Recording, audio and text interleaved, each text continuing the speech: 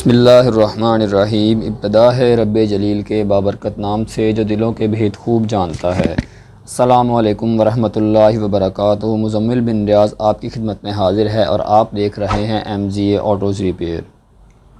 आज की हमारी वीडियो गाड़ियों में व्हील अलाइनमेंट और व्हील बैलेंसिंग के मुतल्लिक है।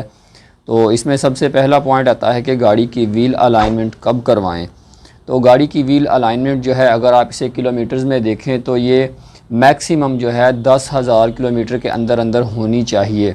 वैसे तो नॉर्मली 5,000 पर भी लोग करवाते हैं, चाहे कोई भी गाड़ी हो, छोटी हो बड़ी हो, कर्टस, कोरे, मेहरान, वेड्स या Corolla, city, Fortuner, Prado, land cruiser, कोई भी गाड़ी हो तो 5,000 पर होनी चाहिए। 5 पर नहीं करवा रहे तो 10,000 पर व्हील अलाइनमेंट और व्हील बैलेंसिंग ज़रूर चेक होनी चाहिए हर गाड़ी की।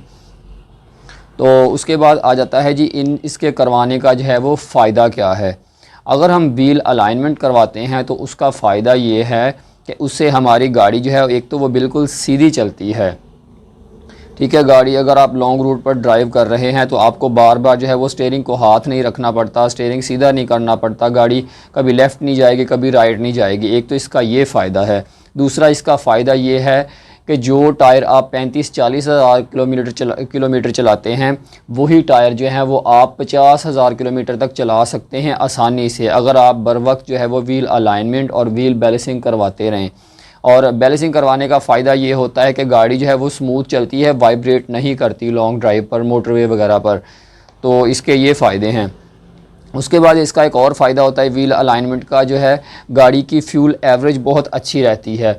अब लोग सोच रहे होंगे कि व्हील अलाइनमेंट का जो है वो फ्यूल एवरेज के साथ क्या ताल्लुक़ है। तो ऐसा बिल्कुल है, क्योंकि ख़ास तौर पर जो हाइब्रिड गाड़ियाँ, एक्वा, प्रियस वगैरह, उनका बहुत सारा जो है वो ताल्लुक़ इस चीज़ के साथ है। क्योंकि जब एक गाड़ी जो है वो बिल्कुल सीधी नहीं चलेगी, एक साइड को, लेफ़्ट साइड को, जो राइट साइड को ऐसे खींचती रहेगी, तो ज़ाहिर है वो गाड़ी एक साइड को ज़ोर लगा रही है और आप इसे बार बार जो है वो सीधा ड्राइव करने की कोशिश कर रहे हैं, स्टीयरिंग उसका सीधा करते हैं, तो वो जो बार बार एक साइड को खींच रही है, ज़ोर लगा रही है, तो उस वजह से जो है वो गाड़ी का टॉर्क जो है वो, उसकी पावर जो है वो लॉस हो रही है, ज़ाया हो रही है, ना कि वो सीधा चले। ठीक है, वो एक साइड को खींचना शुरू कर देती है, आप उसको दोबारा सीधा करते हैं, इस वजह से जो है वो पेट्रोल गाड़ी ज़्यादा खाती है।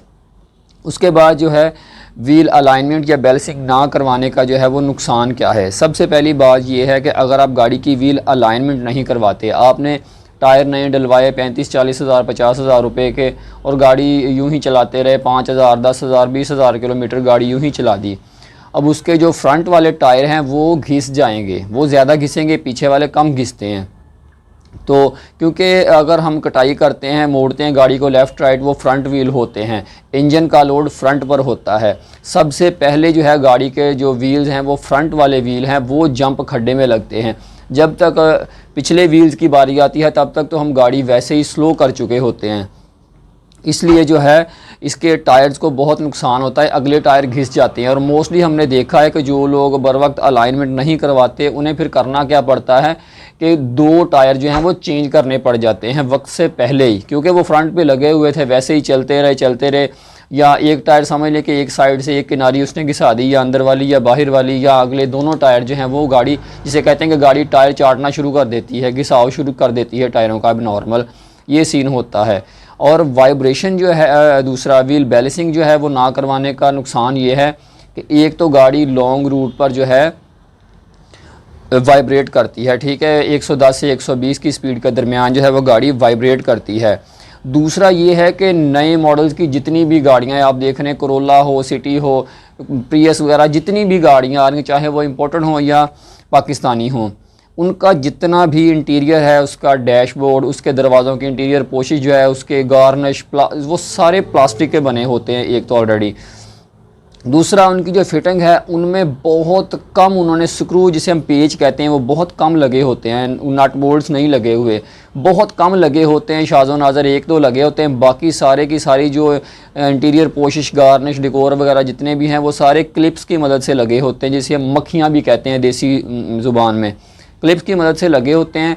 और होता ये है कि जब गाड़ी लॉन्ग ड्राइव पर 1-2-4 घंटे लगातार, यानी समझ लें कि कोई साल 6 महीने यूं ही चलती रहती है ना, वक्फे से, तो उस वाइब्रेशन की वजह से जो है इसका तमाम इंटीरियर पोशिश जो है, इसका डैशबोर्ड, इंटीरियर डेकोर, प्लास्टिक दरवाज़ों की पोशिश वगैरह, वो खड़कना शुरू हो जाती हैं। गाड़ी के अंदर से अजीब किस्म की गर गर गर गर बिल्कुल ना एक अजीब किस्म की आवाज़ आना शुरू हो जाती है, और जिससे हमें लगता है कि बिल्कुल हमें खटारा में सफ़र कर रहे हैं, ना कि किसी अच्छी गाड़ी में। इसका ये नुकसान है। और दूसरा ये है कि गाड़ी जो है वो आपका सफ़र में पुरसुकून नहीं रहता वाइब्रेशन की वजह से। ये चीज़ें जो हैं ये बैलेंसिंग की वजह से होती हैं। और उसके बाद आ जाती है बात कि जी अगर हमारी गाड़ी की व्हील अलाइनमेंट ख़राब हो तो कैसे पता चलेगा, क्या गाड़ी मसाइल करती है, क्या उसकी निशानियाँ हैं, क्या सिम्पटम्स हैं। और गाड़ी की अगर व्हील बैलेंसिंग होने वाली हो तो उसकी क्या निशानियाँ हैं, कि गाड़ी क्या मसाइल करती है। अगर हमारी गाड़ी की सबसे पहले व्हील अलाइनमेंट ख़राब होगी तो गाड़ी करेगी क्या कि या तो एक साइड को लेफ़्ट साइड को जाना शुरू हो जाएगी चलते चलते, या राइट साइड को जाना शुरू हो जाएगी। दूसरा ये होता है कि गाड़ी का स्टीयरिंग जो है वो आहिस्ता आहिस्ता हार्ड होना शुरू हो जाता है, कि पहले की निस्बत हार्ड फील होना हमें शुरू हो जाता है। एक इसकी तीसरी निशानी ये भी होती है, ख़ास तौर पर व्हील अलाइनमेंट जब आउट होती है किसी गाड़ी की, ख़ास तौर पर जो नए मॉडल्स की गाड़ियां हैं जिनका स्टीयरिंग EPS होता है, इलेक्ट्रिक पावर स्टीयरिंग, या हाइड्रोलिक तो बहुत कम गाड़ियों में रह गया, तकरीबन बहुत सारी गाड़ियों में EPS आ चुका है इलेक्ट्रिक स्टीयरिंग। गाड़ी करती ये है कि जब आप यू टर्न ले रहे होते हैं गाड़ी का, यू टर्न लेके जब आप स्टीयरिंग छोड़ते हैं गाड़ी का, तो स्टीयरिंग ऑटोमेटिक वापस आना चाहिए, गाड़ी को सीधा होना चाहिए ऑटोमेटिक। अमूमन गाड़ियां जो हैं जब अलाइनमेंट आउट होती है तो गाड़ी का स्टीयरिंग ऑटोमेटिक वापस नहीं आता। ये भी गाड़ी की व्हील अलाइनमेंट आउट होने की एक बहुत बड़ी निशानी है। तो इन चीज़ों से जो है वो हमें पता चल जाता है कि गाड़ी की व्हील अलाइनमेंट ख़राब हो चुकी है। एक यू टर्न जो है लेते हुए स्टीयरिंग ऑटोमेटिक वापस नहीं आता, गाड़ी एक साइड को खींचना शुरू हो गई है। इन चीज़ों से जो है वो पता चल जाता है कि गाड़ी की व्हील अलाइनमेंट ख़राब है। अगर गाड़ी की व्हील बैलेंसिंग होने वाली है तो गाड़ी कैसे हमें बताएगी, या हमें कैसे पता चलेगा कि बैलेंसिंग होने वाली है।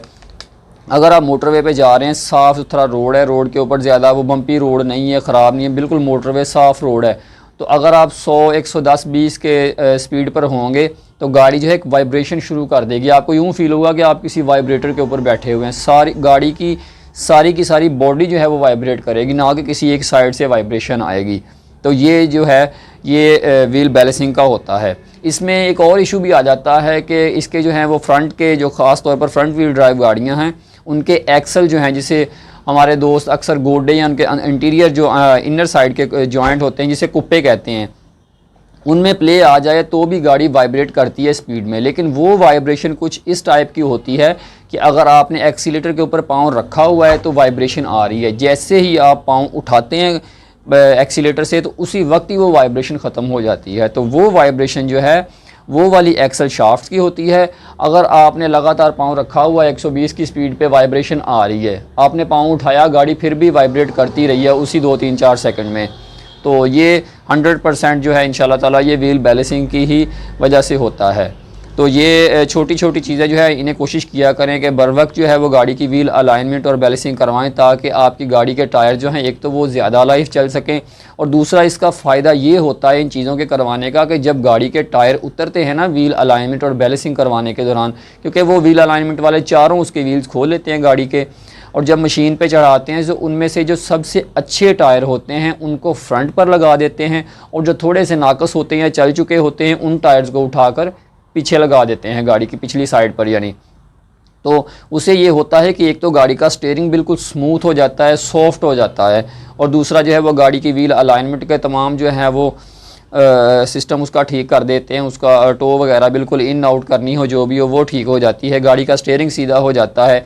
और जब गाड़ी का टायर व्हील बैलेंसिंग, जिसे हम बैलेंसर मशीन कहते हैं, उसके ऊपर जब चढ़ता है, रिम चढ़ता है, व्हील घुमाते हैं वो, तो उससे जो है वो बिल्कुल हमें पता चलता है कि गाड़ी का टायर जो है वो कहीं डी शेप तो नहीं हो चुके, क्योंकि गाड़ी जो हमारे व्हील गाड़ी के साथ जब लग जाते हैं तब तो हमें पता चल ही नहीं सकता, क्योंकि गाड़ी हम ड्राइव कर रहे होते हैं।